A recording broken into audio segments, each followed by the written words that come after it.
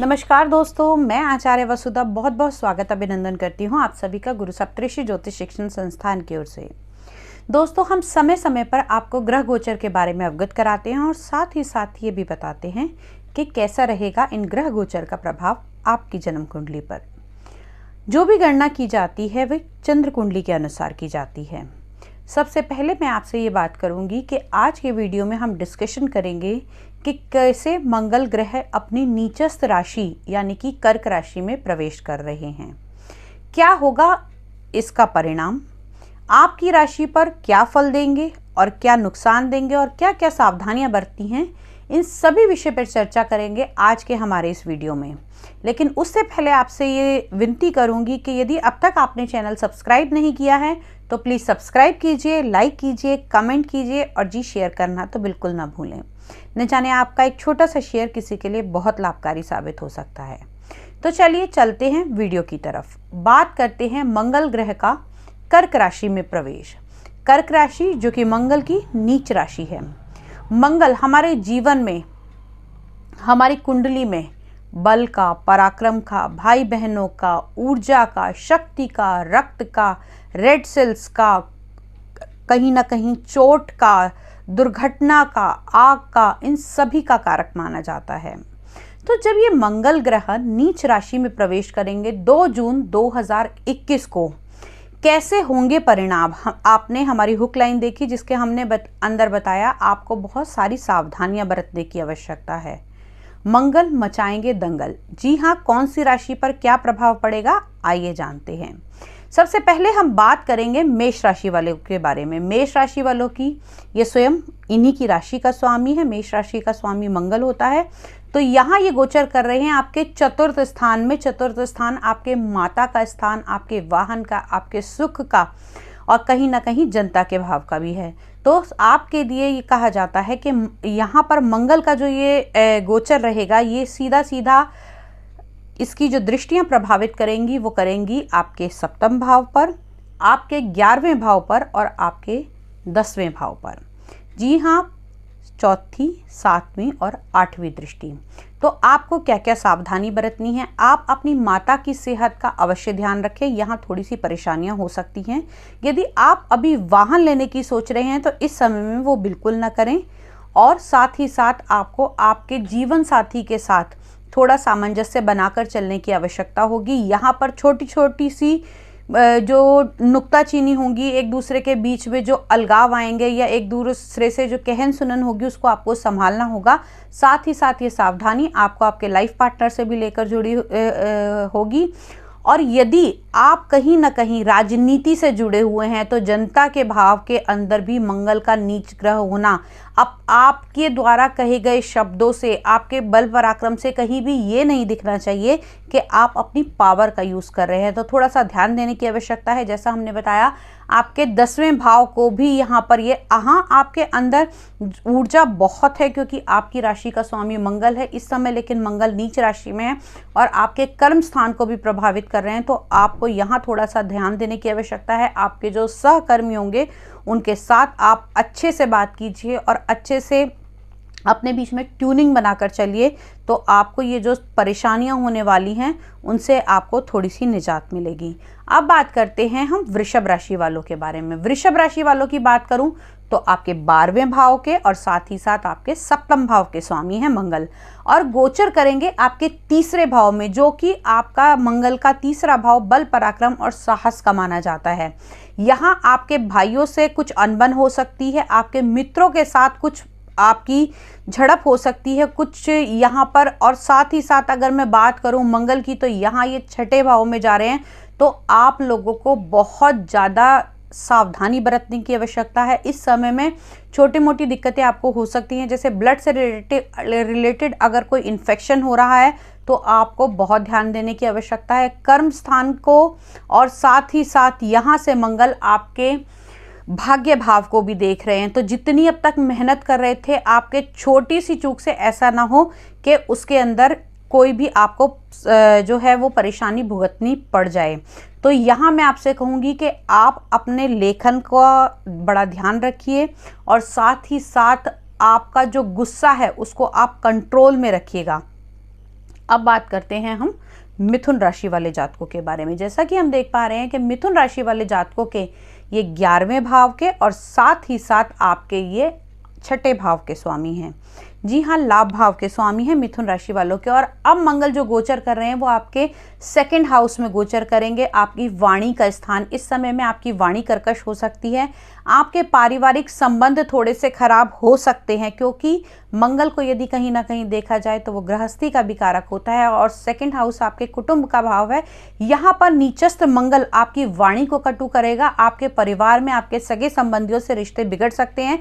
साथ ही साथ यदि आप किसी राइटिंग में या लेखन से या किसी ऐसे मीडिया लाइन से जुड़े हुए हैं तो आपको ध्यान रखने की आवश्यकता है कि आप अपने शब्दों का चयन बड़ा ही सोच समझ कर करें। यहाँ से जो मंगल दृष्टि देंगे वो आपके 5म भाव यानी कि आपके बच्चों को, आपके संतान के, आपके प्रेम के भाव में भी आपको थोड़ा सा संभल के चलने की आवश्यकता है, क्योंकि इस समय में कहा हुआ कोई भी एक छोटा सा जो वर्ड है वो आपके लिए बहुत बड़ा हो सकता है। और साथ ही साथ ये गोचर करेंगे, ये दृष्टि डालेंगे आपके 8म भाव पे भी, तो आपको बहुत सोच समझ के चलना है। यहाँ से कुछ ना कुछ छोटे मोटे एक्सीडेंट का योग भी बनता है। अब बात करें हैं हम कर्क राशि वालों के बारे में, तो कर्क राशि वालों के तो स्वयं मंगल खुद विराजमान है। गुस्सा इस समय बहुत अधिक रहेगा। आपके जीवन साथी से संबंध बिगड़ सकते हैं, माता की तबीयत खराब हो सकती है और साथ ही साथ कुछ चेस्ट से रिलेटेड इन्फेक्शन भी यहाँ बनने की संभावना है। अगर हम कहें तो यहाँ 8म भाव के साथ भी यहाँ पे इनकी दृष्टि संबंध बन रहा है, पीएसी संबंध बन रहा है, तो वाहन सोच समझ कर चलाएं। आग से आपको विशेष ध्यान करना है। कहीं आपको जो भी कार्य करना है, स्विच करना है, का काम करना है, इलेक्ट्रिसिटी का काम करना है, गैस का काम करना है, तो थोड़ी सी सावधानी यहाँ बरत के चलें, क्योंकि यहाँ से कुछ आग की संभावनाएं, दुर्घटना की संभावनाएं बनती हैं। अब बात करते हैं हम सिंह राशि वाले जातकों के बारे में। तो सिंह राशि वाले जातकों की बात करूं तो भैया मंगल आपके 9वें भाव यानी कि भाग्य भाव के और आपके 4th भाव वाहन, सुख, संपत्ति, माता, प्रेम, जनता, इन सब का भाव है। तो यहाँ इन दोनों भाव के स्वामी आपके नीच होकर आपके 12वें भाव में बैठे हैं। जी हाँ, आपके हॉस्पिटल के भाव में बैठे हैं, तो थोड़ा सा ध्यान रख के चलने की आवश्यकता है। मैंने आपको पहले ही बोला कि मंगल का जो ये गोचर रहेगा इसमें आपको बहुत ज़्यादा सावधानी बरतने की आवश्यकता है। ज्योतिष का कार्य यही है कि आपको पहले से अवगत कराया जाए ताकि आप थोड़ा संभल कर चले। यहाँ से मंगल जो दृष्टि देंगे वो आपके 3रे भाव पर आपके बल, पराक्रम, आपके साहस, आपके भाइयों से संबंधित कार्यों जो अब तक खराब हो रहे थे, और साथ ही साथ यदि आप यहाँ कोई प्रॉपर्टी से जुड़ा हुआ डिस्प्यूट आपके भाइयों के साथ चल रहा है तो इस समय में उसको ज़्यादा अधिक बढ़ाव चढ़ाव ना दें। ये समय निकल जाने के बाद ही आप उसके ऊपर कार्रवाई पुनः करें।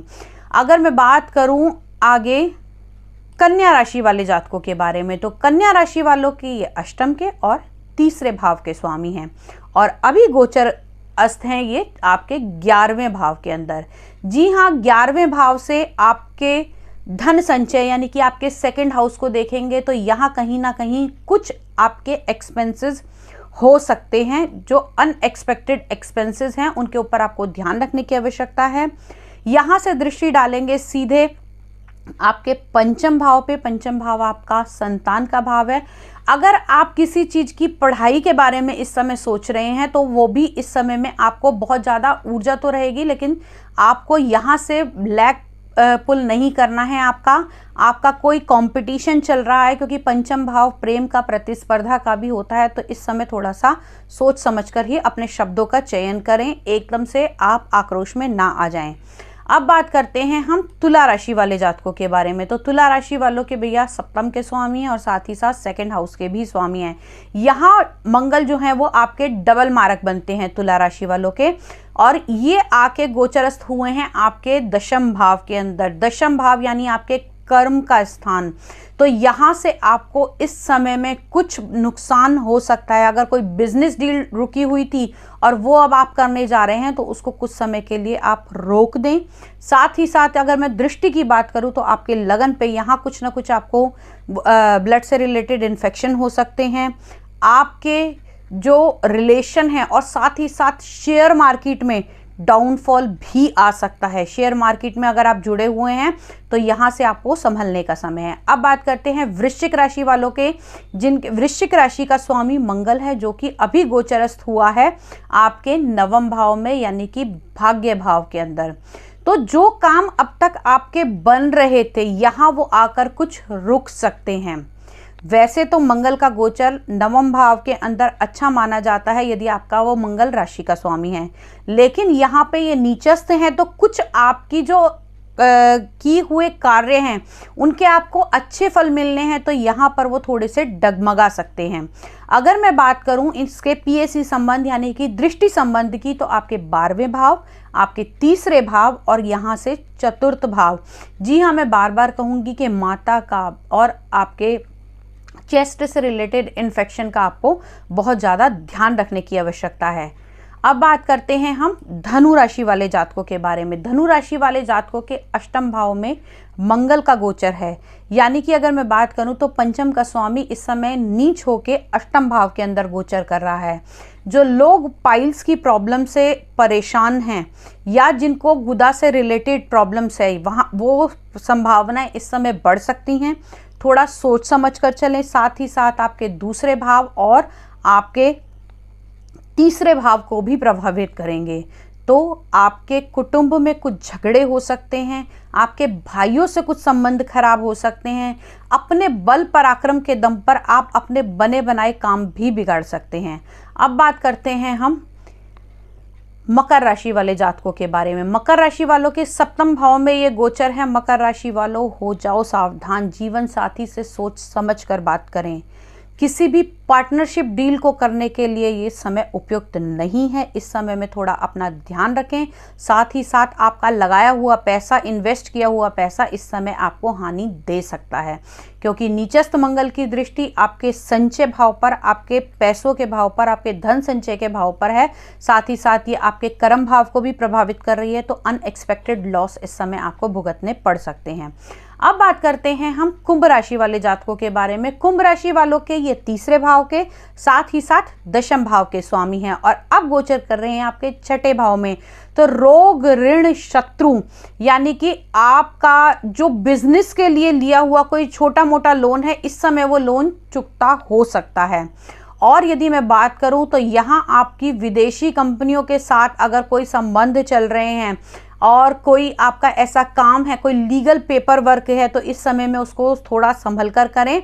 साथ ही साथ आपके भाग्य भाव पर भी, और आपके सबसे बड़ी बात, इस समय में आपको अपने पिता का बहुत अधिक ध्यान रखने की आवश्यकता है। पिता के स्वास्थ्य का अवश्य ध्यान रखें, क्योंकि देखिए मंगल जो कार्य करता है, मंगल कार्य करता है किसी भी चीज़ के लिए ऊर्जा का कार्य करता है। अब बात करते हैं हम मीन राशि वाले जातकों के बारे में। तो मीन राशि वाले जातकों के ये सेकंड हाउस के और आपके 9th हाउस के लॉर्ड हैं और इस समय गोचर कर रहे हैं आपके पंचम भाव में, यानी कि आपको पेट से रिलेटेड कोई इन्फेक्शन इस समय हो सकता है।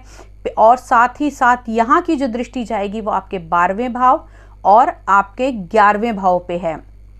तो आपके बच्चों के अगर कोई अप्रेजल आने का टाइम था या आपके बच्चों के कोई इस समय रिजल्ट आने वाले थे, तो वहाँ ये थोड़ी सी दिक्कत परेशानी आपको दे सकता है। साथ ही साथ अष्टम भाव पे दृष्टि, तो अपने बच्चों को भी इस समय वाहन चलाने के लिए बिल्कुल मना कर दे या उनसे कहें कि सोच समझकर वाहन चलाएं। ट्रैफिक नियमों का बिल्कुल पूरी तरीके से पालन करें।